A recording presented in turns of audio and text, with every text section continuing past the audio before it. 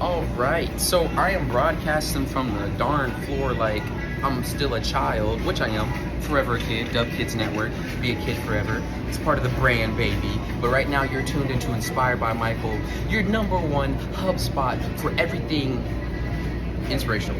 I was looking for a cooler word there, but that's the word that fits there. Anyways, I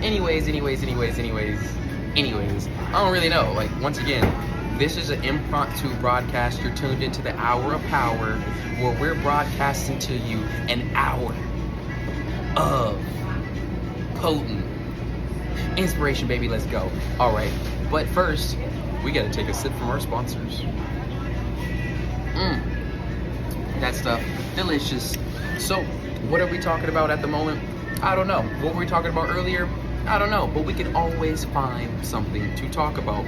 For instance, whose genius idea was it to have a freaking bottle? I understand at one point in time we were drinking out of flask. We were drinking out of like cowhide stomachs or something like that, you know, just like. But now we got so genius and we know how to work with textures. We know how to work with materials. Like, who thinks of making plastic? Like, who's in the lab one day putting this chemical to this chemical and making this and thinking, like, bro, I know we're all scientists. Doesn't mean that we're thermodynamic physicists or something to the degree of that. Sir, we'll have to. You're good. Yes, ma'am. Yes, ma'am. Hold up. Yes, ma'am. Yes, ma'am. Yes, ma'am. Alrighty. You're good to go. Alright.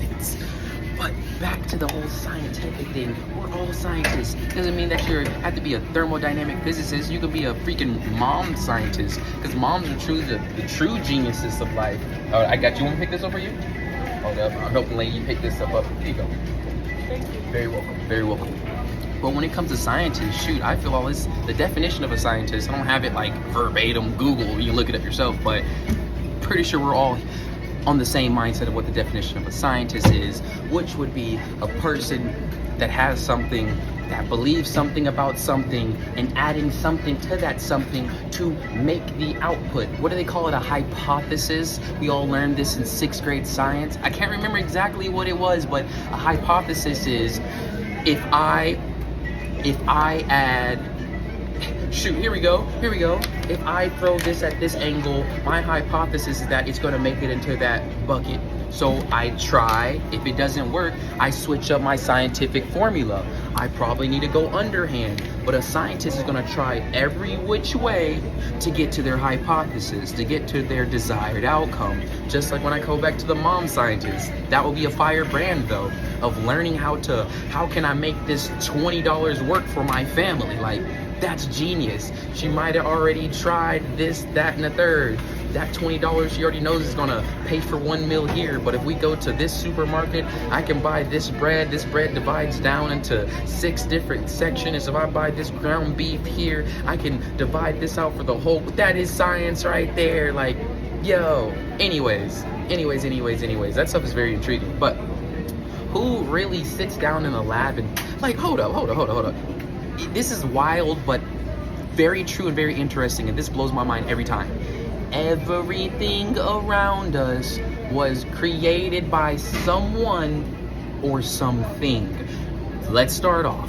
We are on a rock called Earth, spinning so freaking fast at the perfect distance away from the sun and away from the moon, with other gigantic rocks. Hold up. Now that I mind you, that light that we see at night called the moon, it is theorized that at one point in time that was actually part of the Earth. Then another rock called Theia that came along billions of years ago that hit this Earth and shot out another rock and somehow just landed here, then started to form and spin around this other piece of rock, and now is known as our moon.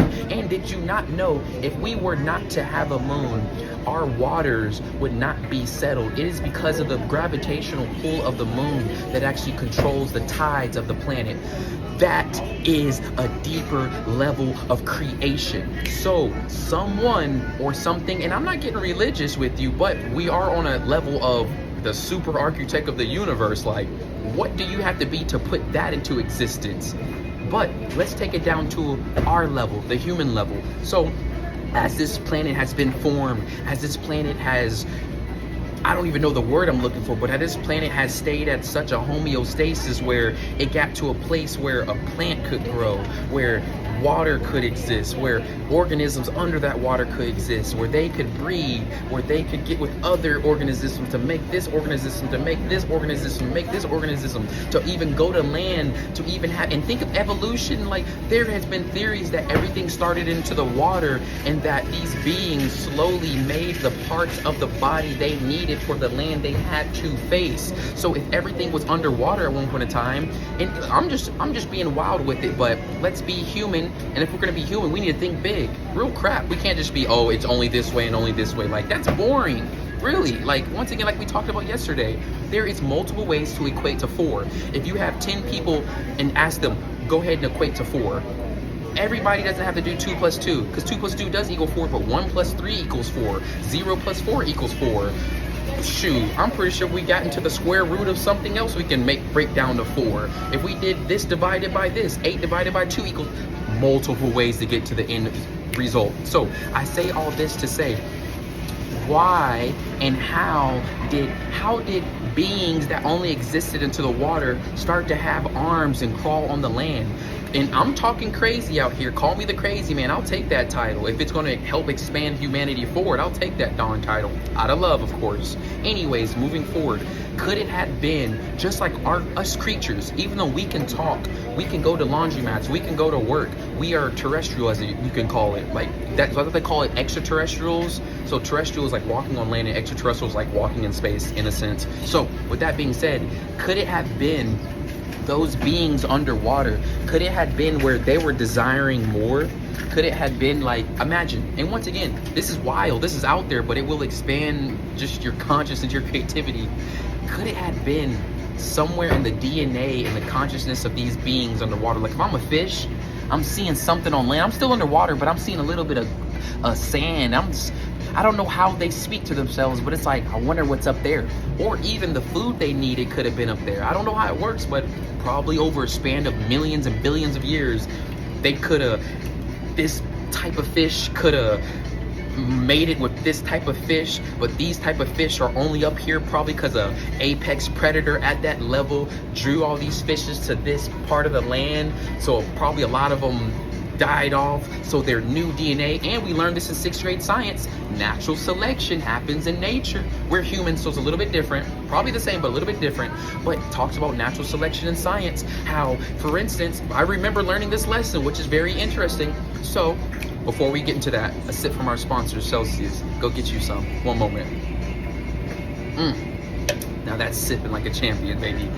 Anyways, natural selection, learned this in 6th grade science. So let's take a scene. If we're in the forest, let's say we're in a green forest, a forest of green. You look around, green, green, green, green, green, and there is a new spawn of lizards. You have part of the lizards are going to be bright pink, and the other part of the lizards going to be green, just like the forest. So as these lizards go out, the predator that eats these lizards, probably for its source of protein, it's going to go for what it sees, and it's going to see the hot pink ones first. So by it naturally going for the hot pink ones first, they're not going to live as much as the ones that are green that can blend in with the nature around it. So the next set of lizards that come to be, I don't know what process that is taking part of this, but their DNA is like, okay, let's don't go with the hot pink again. Like, what level of intelligence is doing that? Like, that's meta. That's true meta. Like, their DNA is like, I saw what happened to Ray Ray, hot pink Ray Ray. I don't want to go out like that. I'm going green, baby. I mean, I'm being funny about it, but somewhere down in the DNA, it is that. So I say all that to say, when it's fish down in the water, what did they mate with? What happened in their whole natural environment, ecosystem, that had them mate with this, that started them to grow certain legs? And why did they need legs to go on the water? Then when they got to water, they were probably introduced to a whole nother nutrition source, and by them eating this certain protein, it probably lights up something different in their brain, or when they go to mate and make their next litter, it could do something different with their DNA protein strand blend where it makes them create a certain being. And I say all this to say, I can imagine how all this morphed and formed into where we are now. So that's one part of the conversation, but there is a whole nother part of the conversation where some do believe that there has been extraterrestrial intervention. And I know that sounds crazy, but isn't it crazy enough that we're on a freaking spinning rock in the middle of outer space? Come on now. You gotta be crazy to say that's not crazy.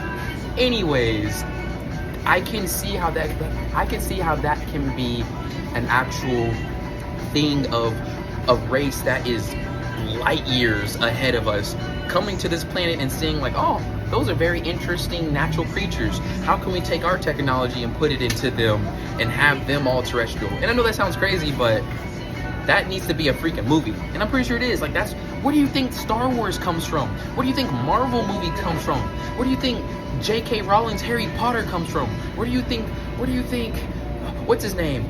Lord of the Rings stories. Where do you think all these genius stories come from? Comes from the mind, but who's not to say that that's occurring in the mind, but who's not to say that what they're seeing in story form is not actually happening on some sort of this infinite space galaxy. I feel as if we'll be thinking too small not to even entertain that. And I'm not saying get wrapped up in that belief. Of course, we still got to go to work on Monday. Of course, we still got to take care of ourselves. So don't get too wrapped up. Just like the people that get too wrapped up in conspiracies. Some people are too wrapped up where they make no action at all. It's like, okay, let that just be an inspiration source. Let that be something just to light you up and continue your sciences forward, whatever that may be. So back on this whole thing, the reason why I started that, the main inspiration is everything that surrounds us was created by someone or something, even down to the tile that I sit on, down to the iPhone that this is being recorded on, down to the gimbal, the DJI gimbal that this is being held on, down to the Celsius can that I am drinking the Celsius out of. And the fact that we can even hear my voice, or I can hear my voice, is because of the molecules in the air sending out the vibrations. And fun fact, look it up for yourself. Don't take my word for it, but look it up for yourself. But I'll still give this fun fact to you. We are not hearing sound as we believe sound is being heard. Did you know that the ear is wrapped up like a cinnamon roll? Look it up. It looks like a delicious cinnamon roll, and it has fluid at different parts of this cinnamon roll that's in our head. So if I do a low tone like this, in my ear, it's vibrating at a lower part of that cinnamon roll, sending an impulse to my brain, making me hear that low tone. But in the earth realm, or in the mind realm, we're probably hearing nothing. It's literally probably just woo, woo, woo, woo, woo, but like silent. It's literally all vibrations. They have done science tests on this. Look it up. Once again, don't take my word for it. Look it up. You'll amaze yourself. Look at a 5-minute video, but I'm just a source of inspiration. That's why you're tuned in to Inspired by Michael. I'm just the source, so you can take the fruit off the tree. You can eat it on your own time. You can make your own apple fritter your own time. You make your own. Basically, I'm giving you the food. You make your own food later. You feel me? If I find some inspiration, this is the hub spot where I give it to you. But I say all this to say, we are not even hearing sound. It's all vibration. It's because of the molecules in the air to send those vibrations out. That is wild within itself. And if that's the case, who's not to say, and there's a mosquito down here trying to bite my leg, but even the mosquito at its micro level, imagine the world from the eyes of the mosquito. Like, this is me in third dimension human form. There's a TV there, there's people here, there's washers, dryers here. But imagine the world, and it's, you know, it's very, very, very, very, very, very funny and interesting and exciting. Me and my brother Terrell used to play a game made by a Japanese developer. I think the same people that made Final Fantasy. I don't know, but don't quote me on that, but Japanese developer. Look it up. The game is called Mr. Mosquito. Hold up. This is bringing back my childhood. We gotta take a sip from our sponsors just from this. Hold up. Remember how I was saying earlier at the start of this cast, there is a mind memory, but there is a memory of the heart? Right now we're in the memory of the heart. Like, I didn't think to remember that. Like, from that stimulus of thinking it, my heart, and I can feel some sort of sensation here. And I bet if you hook me up to an EEG monitor that actually tracks the the brain waves of the mind, you would see something's different happening right now. But we'll get to that science later. That's part of the meta stuff. Anyways, There's a game called Mr. Mosquito, and the whole premise of the game is you're literally the mosquito at its bite size. So you're flying around this Japanese dude's house trying to like get samples of his blood and stuff. But video games and movies are a blessing because it truly does give us humans that extra layer of creativity of what would life look like from this perspective, or even any Marvel movie, what would it be like? And it's very interesting. Oh man, here's the fact for the day. Here's the game winner for the day. Shouts out the Cowboys. I don't even watch sports, but we in Dallas. Shouts out the Cowboys. But anyways, did you know Elon Musk, the creator of PayPal, well, one of the creators of PayPal, the creator of Tesla, the creator of SpaceX, pretty much everybody knows, he's all on social media.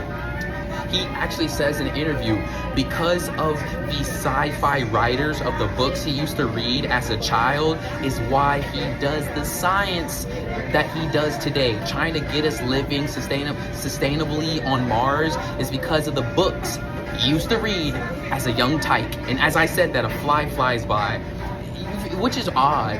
The only reason why I add the fly in there, remember how I said the fly just flew by again? I don't know if you see it in the camera. Just run it back, you'll see it. But I say this to say, remember how sound, we aren't hearing it as we believe we're hearing it. It's all vibrations that's vibrating in our ears, sending impulse to our brain. If it's a vibration, just like a heat wave, isn't a heat wave a vibration that you can kind of see on a hot summer's day?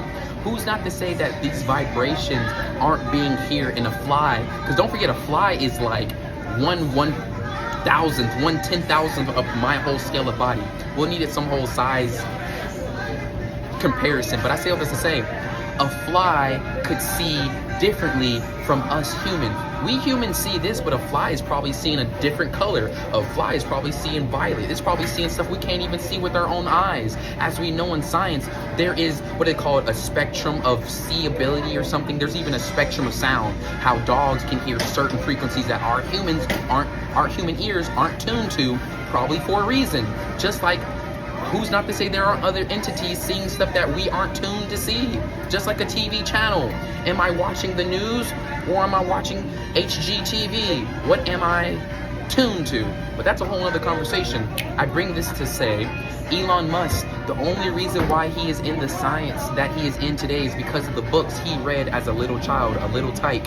So I go back and say it is a blessing to make some sort of story stemming from your imagination, because you never know who you're going to affect. You never know whose mind you're going to light up and be like, that's the spark I needed. You never know, so stay imaginative. And when people say keep it, what is it?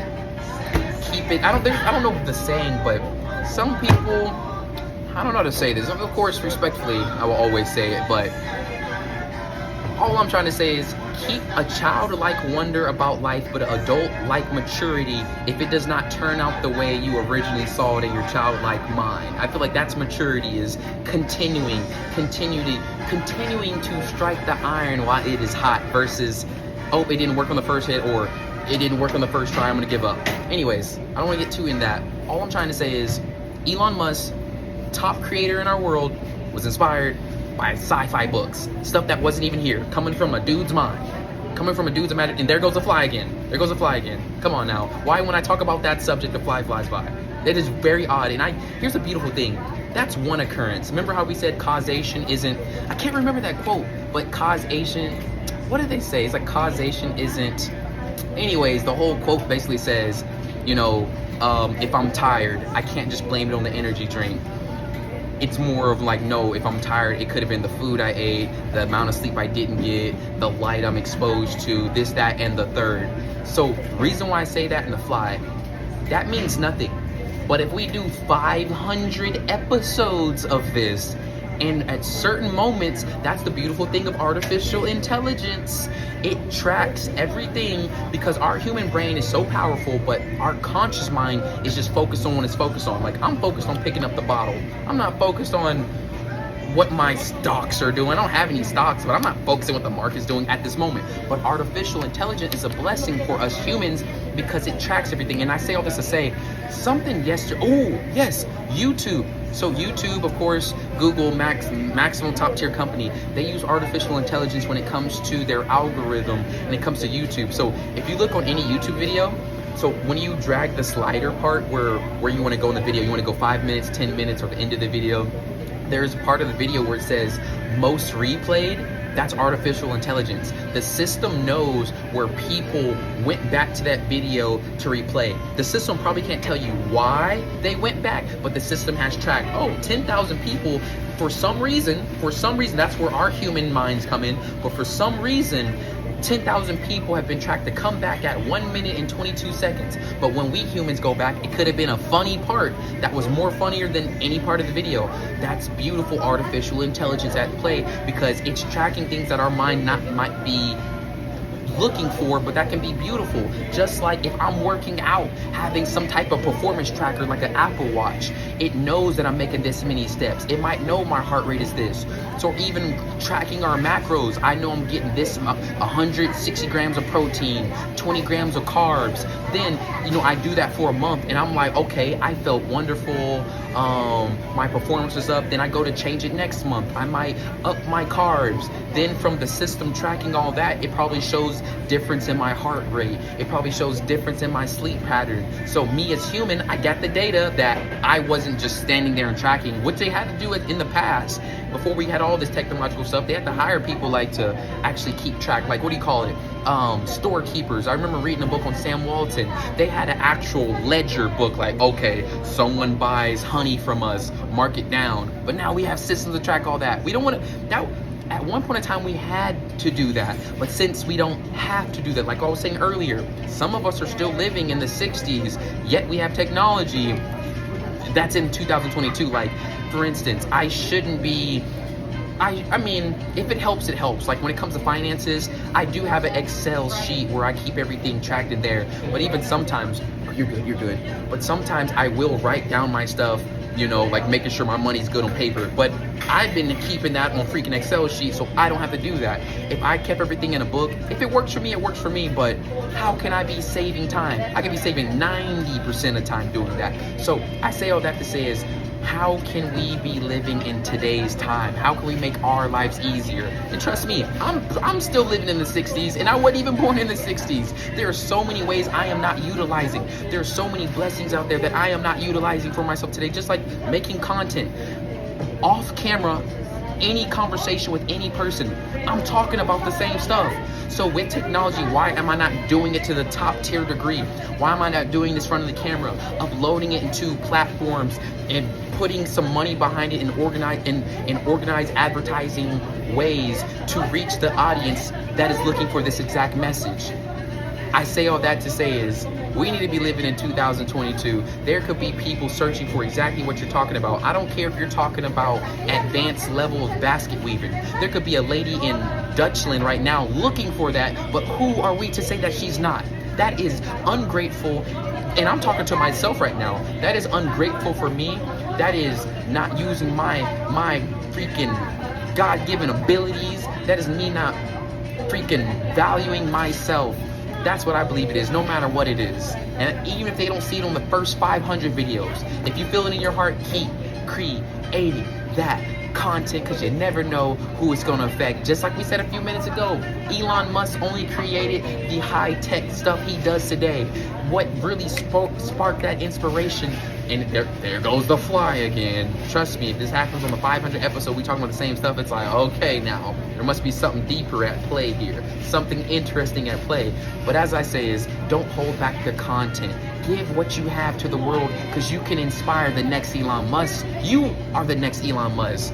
Come on now. And it doesn't have to be in technology. It could, once again, it could be in high-level basket weaving. But you could do it at such a level where, who's not to say that the communist leader of, South Korea, Kim Jong-un, if that's his name, who's not to say that your passion could affect that human of a communist state in such ways that probably has him change his beliefs about how he should treat a whole nation of people? And I know that probably sounds crazy. I know that probably sounds airy-fairy, or what's that word?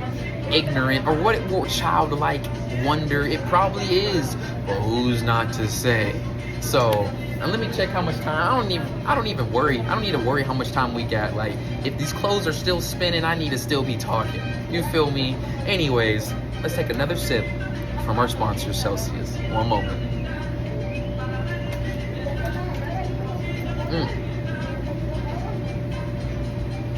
That's the flavor right there.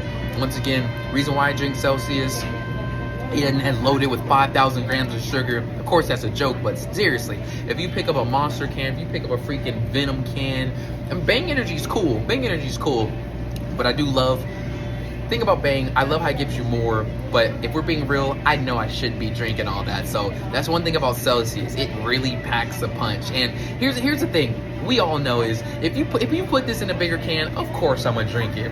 What else am I gonna do? It's like right next to me. I don't care if it's 10 hours. You feel me? Throughout that 10 hours, we're gonna be sipping on it. But I like how they take that. I don't know why they did it, but they could be taking responsibility of like, you know what? We could give you this, but we're gonna give you this. I don't know their whole things about it, but I love how it's a respectable size amount where it ain't just, you feel me, it ain't just ruining everything. So it gives you that good, potent, bite size of energy that you need without having you all wired on like 5,000 grams of sugar. Once again, if I'm gonna do 50 grams of sugar, I'd rather have the cinnamon rolls, I'd rather have the cookies, I'd rather do the sugar how I'm gonna do the sugar. You feel me? So don't put it in my energy drink. Anyways, let's take another sip and get back to the conversation. Hold up. That's tasty. That is tasty. And my only thing I'm worrying about here, I'm like, dang it, I have to take these videos and combine them all together. Anyways, actually, I really don't have to. I could just upload this one, but I do need to sit down in the office and really edit these things. And you know, on that conversation, so we were talking about how everything around us was made by somebody, which is very interesting. You know what? Let's get back to that though. Hold up. Not just get back to that. That's actually going to tie into this next point that I was wanting to make, which is very interesting, and I wasn't even trying to do that. Remember how I said there's a memory of the heart? There's a memory of the heart and a memory of the mind? I'm coming from this place, and it's wild, because I don't have to remember anything. It's just what I say happens to link to this. It could be 5 minutes, 20 minutes down the road, but it links to this. So, my next point that I was wanting to get into is getting to a place of within ourselves of, I know what I want to do. As we talked earlier, there's phase 1 of finding out what you want to do. Phase 2 of building up that consistency, that confidence of consistency that no matter if it's rain, hail, sleet, or snow, or if the space is falling, alien invasion, we still need to get to our work. And that is phase 3. So how can we psych ourselves to do what needs to be done? And we can make so many books on this, and we can overcomplicate this all day, but I like to boil this down, and I had a genius way of calling it, of the work that you just must do. Call it your farm work. And a reason why I call it farm work, follow me right now. If we me and you, whoever you are, if we woke up on a farm right now, it's your father's farm, your family's farm, there's cattle, there's 50 cows, there's 20 horses, you got pigs there, you got chickens there, you have plants, agriculture. If we wake up on that farm and the farm is what pays for this farm, because we cultivate our items here, we take care of our items, we nurture our items here and take it to the market, we sell our cows, pigs, chickens, our agriculture, our tomatoes, our lettuce. That's the only way we can actually keep food on our table and keep the lights on. I call that farm work. So if we're waking up on our family's farm, the cows just have to be fed, unless we actually did to work to study sciences, to study robotics, to make some type of artificial intelligent bot to feed these animals. Still some human work needs to be done, but that's still work within itself. So one way or another, we need to put in that work. So if no one's feeding the cows, if no one's feeding the cows are starving and they're passing over and going into the other world. If no one's feeding the chickens, how are they getting fed? If no one is keeping the bugs off the plants, how are they being fed? If no one is being paid to take care of the farm, how is it being done? We must do it. Just like when it comes to clothes, I don't have no personal assistant, at least not yet. I have to be the one to do this. Just like when it comes to our passion, do you have your website up? Are you consistently making content on different social media platforms? If you didn't hire somebody, you have to be the one to do it. It's as simple or as complicated as you make it. It's farm work, it's farm work, it's farm work. But here is the magic key. Once we finish the farm work that we just must do for the day, no matter what given level of life we're at, Once we get that farm work done, we get into our passionate farm work done. So work must be done whether you're hiring someone to do it or whether you're doing it yourself. So if we're doing our passionate work, we already know we want to do, which is phase one. If you already know what you want to do, we just got to psych ourselves and tell ourselves this just has to be done. This is just a necessary work of the trade. So if we're already passionate about it, we shouldn't have that much of a hard time to actually do it. But once again, it must be done.